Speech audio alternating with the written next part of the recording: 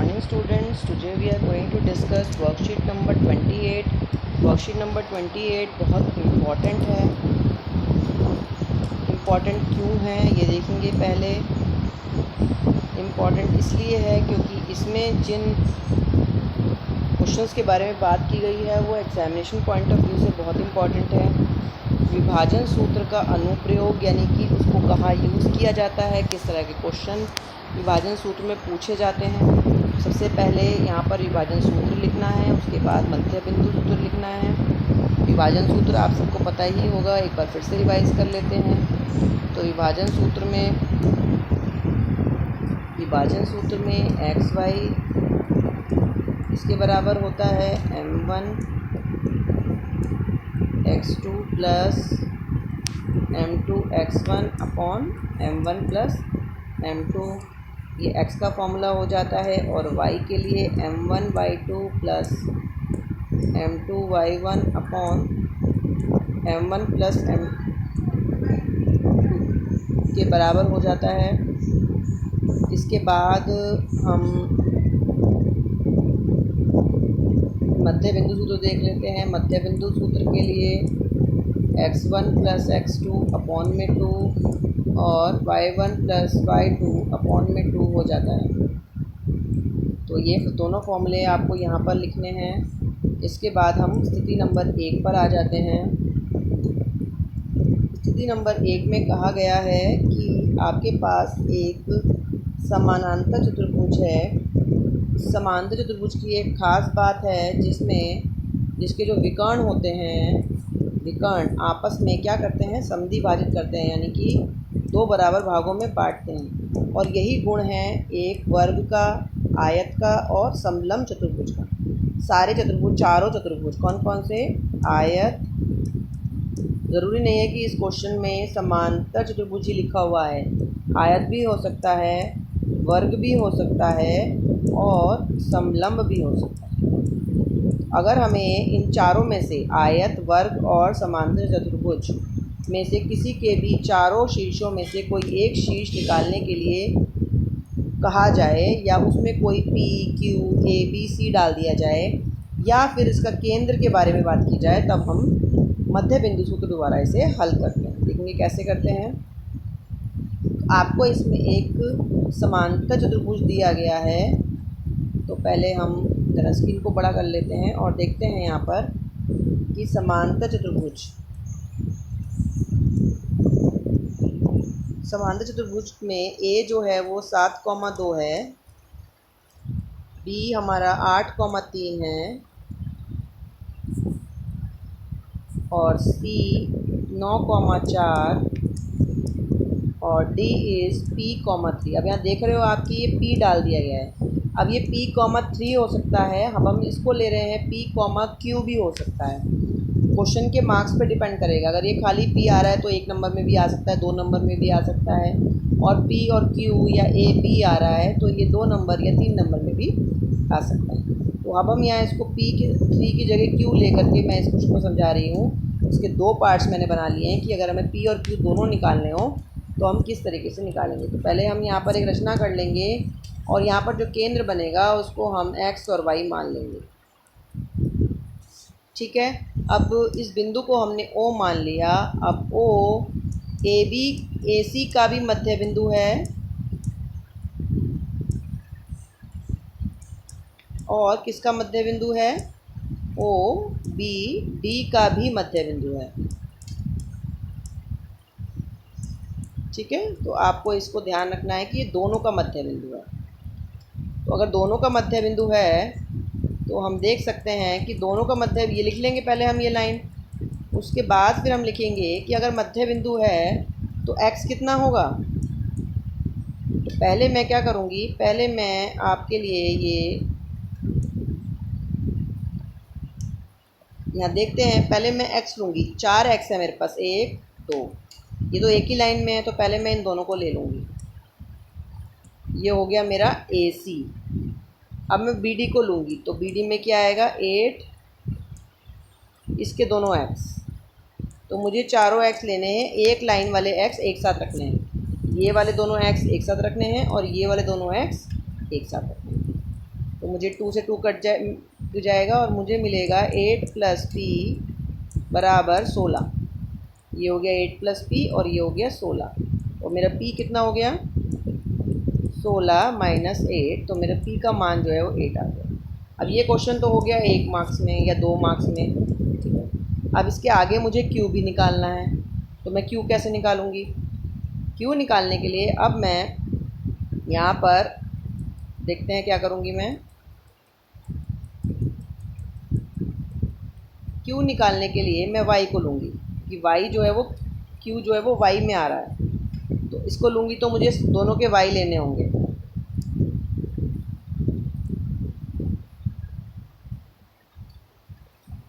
तो 2 और 4, तो 2 + 4/2, उसके बाद 3 + q, 3 + q/2।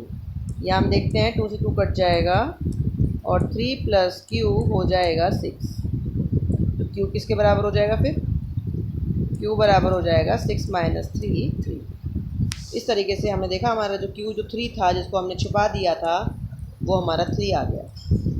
इस तरीके से हमारे पास 2 और 2 4 और 2 6 और 2 8 और 2 10 संख्याएं, 10 नंबर हैं।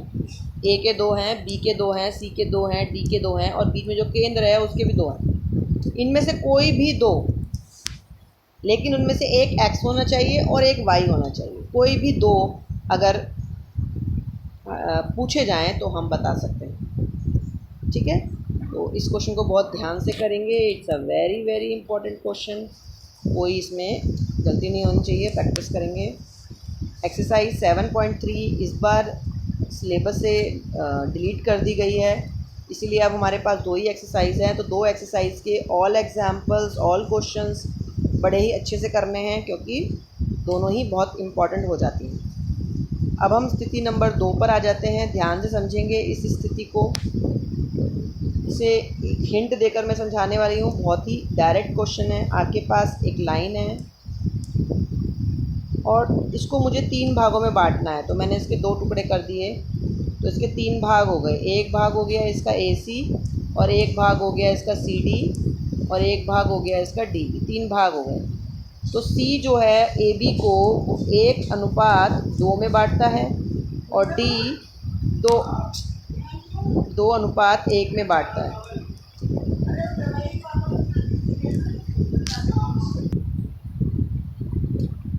अब मैं आपको ये बताऊंगी कि ये 1:2 कैसे आया। यहाँ पर ये एक भाग है, ये एक भाग है और ये एक भाग है। तो अगर C के एक तरफ देखा जाए तो केवल एक ही भाग है और इसके दूसरी तरफ देखा जाए तो 2 भाग हैं। तो इसीलिए ये 1:2 हो गया। और D के इस तरफ 2 भाग हैं और इस तरफ 1 भाग है, इसलिए ये 2:1। इसको आपको समझना है। जैसे मैं आपको एक एग्जांपल और दे देती हूँ। अगर हम इसे 4 भागों में बांट दें, 1 2 3 और 4 भागों में बांट दिया मैंने, C D और E।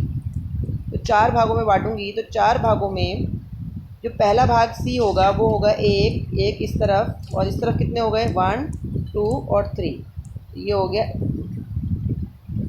अब यहाँ पर D को देखूंगी मैं तो D के इस तरफ 2 भाग हैं और इस तरफ भी 2 भाग हैं, तो 2 भाग 2। अब ये क्योंकि अनुपात कट जाते हैं तो ये हो जाएगा 1/1। 2 भाग 2 लोगे तो भी हो जाएगा ये क्वेश्चन, 1/1 लेकर भी हो जाएगा। यहाँ पर देखेंगे तो इस तरफ 3 भाग हो जाएंगे और इस तरफ इसका 1 भाग हो जाएगा। तो इस तरीके से आपको अनुपात मिल जाएगा। और अगर आपको अनुपात मिल जाएगा तो आप अनुपात विभाजन सूत्र को लगा करके उत्तर को निकाल सकते हैं। C के निर्देशांक और D के निर्देशांक निकाल सकते हैं। सो ये क्वेश्चन हो जाना चाहिए। ये उदाहरण भी है आपकी बुक में, वहाँ से भी आप कर सकते हैं। स्थिति नंबर 3। स्थिति नंबर 3 में एक वृत्त दिया गया है। तो पहले हमें इसके बारे में थोड़ा समझना पड़ेगा कि जब एक वृत्त होता है तो वृत्त का जो व्यास होता है और केंद्र होता है, तो केंद्र व्यास का मध्य बिंदु होता है। मान लीजिए A है, ये B है और ये O है, तो ये OAB का मध्य बिंदु है। तो उदाहरण नंबर 3 में कहा गया है कि A है आपका 3,8 और B है आपका 7,4। तो आप केंद्र ज्ञात करो। अब केंद्र ज्ञात करने के लिए अगर मैं ओ को ज्ञात करना चाहती हूँ, एक्स वाई मान लेती हूँ, तो पहले तो मुझे एक्स को लेना पड़ेगा, यानी कि 3 + 7 बटे में 2। उसके बाद मुझे वाई को लेना पड़ेगा 8 + 4 अपॉन में 2। ये आएगा 10/2 और ये आएगा 12/2। तो ये हो जाएगा मेरा 5, 6। तो मुझे मिल जाएगा केंद्र। अब इसमें खाली केंद्र ही नहीं ज्ञात करनी है, इसमें क्या क्या ज्ञात करना है? इसमें केंद्र ज्ञात करना है, इसमें व्यास की लंबाई ज्ञात करनी है और इसमें त्रिज्या भी ज्ञात करनी है। अब हम व्यास कैसे ज्ञात करेंगे? ए और बी में अगर दूरी सूत्र लगा दिया जाए तो हमें व्यास मिल जाएगा। अब हमें त्रिज्या ज्ञात करनी है तो हमारे पास दो तरीके हैं। जो हमारे पास व्यास का आंसर आया उसको हम आधा कर सकते हैं, या हम ओ और बी में दूरी सूत्र भी लगा सकते हैं। क्योंकि ऐसा हो सकता है कि हमसे व्यास पूछा ही ना जाए, हमसे त्रिज्या पूछ ली जाए, तो त्रिज्या तो हम डायरेक्ट निकाल लेंगे ओ और बी में दूरी सूत्र लगाकर। अगर हमसे व्यास पूछा है पहले तो हम व्यास लगाएंगे और त्रिज्या को आधा कर देंगे, तो हमें व्यास त्रिज्या मिल जाएगी। तो इस क्वेश्चन को, उदाहरण नंबर 3 को भी आप ठीक से कर पाएंगे। अब आपके पास प्रयास कीजिए में कुछ क्वेश्चंस हैं, 3 क्वेश्चंस हैं जो कि आपके जो उदाहरण हैं उन्हीं पर बेस्ड हैं। अब देखेंगे इन तीनों क्वेश्चंस को कि क्या हम इनको कर सकते हैं। तो सबसे पहला क्वेश्चन है, सिद्ध कीजिए कि ए बी सी डी एक समांतर चतुर्भुज के निर्देशांक हैं। अब अगर समांतर चतुर्भुज के निर्देशांक हैं तो इसमें क्या खास बात होनी चाहिए? इसका जो दोनों के मध्य बिंदु हैं ए सी और बी डी, ए सी और बी डी दोनों के मध्य बिंदु सेम आने चाहिए। तो ये क्या हो जाएगा? समांतर चतुर्भुज हो जाएगा। तो हम क्या करेंगे? ए और सी, यानी कि ए और सी का मध्य बिंदु ज्ञात कर लेंगे मध्य बिंदु सूत्र से, और उसी प्रकार हम बी और डी का भी मध्य बिंदु ज्ञात कर लेंगे मध्य बिंदु सूत्र से। अगर दोनों का आंसर सेम आ जाता है तो यह हमारा समांतर चतुर्भुज होगा। अब मान लीजिए इस क्वेश्चन में समांतर चतुर्भुज की जगह आयत होता, तो हमें क्या करना पड़ेगा? तो यही क्वेश्चन आप 7.1 में दूरी सूत्र से भी कर चुके हो, लेकिन यही क्वेश्चन अगर मुझे विभाजन सूत्र से करना हो तो मैं कैसे करूँगी? विभाजन सूत्र से अगर मुझे ये क्वेश्चन करना है तो मुझे इन विकर्ण्स की लंबाइयाँ भी निकालनी पड़ेंगी। अगर इस विकर्ण की, यानी कि ए सी पे दूरी सूत्र लगाया मैंने और बी डी पे दूरी सूत्र लगा करके मेरा आंसर जो है वो सेम आ गया, इसका मतलब ये मेरा क्या हो जाएगा? आयत हो जाएगा। तो आयत के लिए भी हम इस प्रश्न को कर सकते हैं, लेकिन हम वर्ग के लिए हमें एक भुजाओं में दूरी सूत्र लगाना पड़ेगा, तभी हम कर पाएंगे। ठीक है, उसके बाद है प्रश्न नंबर 3, प्रश्न नंबर 2। प्रश्न नंबर 2 में बिल्कुल जो आपका उदाहरण दिया गया था बिल्कुल उसी की तरीके से है, तो आप इसे इजीली कर लेंगे, कोई दिक्कत नहीं आनी चाहिए। मैं समझा चुकी हूँ आपको। कोई दिक्कत आएगी तो आप पूछेंगे, मैं इसका सलूशन आपसे डिस्कस कर लूँगी। उसके बाद आपका जो ये क्वेश्चन है, क्वेश्चन नंबर 3, ये थोड़ा सा डिफरेंट है, इसको डिस्कस कर लेते हैं। क्वेश्चन नंबर 3 में कहा गया है कि हमारे पास एक वृत्त है जिसके दो बिंदु हैं 4, P और उसका अगला बिंदु है 1, 0 और लंबाई 10 है। तो ये जो क्वेश्चन में डिफरेंस यही है कि इसमें लंबाई दे रखी है, केंद्र नहीं दे रखा है। तो लंबाई के लिए हमें दूरी सूत्र लगाना है, और दूरी सूत्र क्या होता है?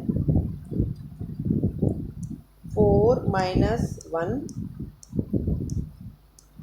का होल स्क्वायर प्लस P - 0 का होल स्क्वायर, इसके बराबर आएगा 10 के बराबर आएगा। अब इसको हम दोनों तरफ वर्क कर लेंगे और हम सॉल्व कर लेंगे तो हमें आंसर मिल जाएगा।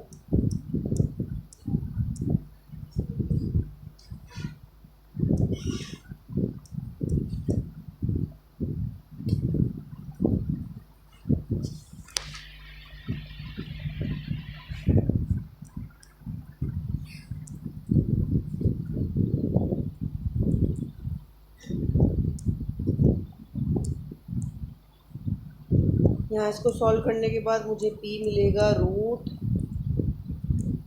91।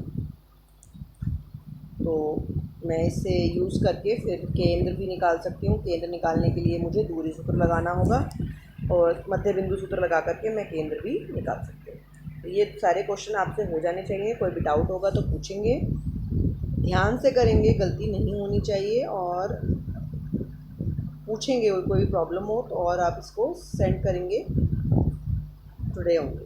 Thank you.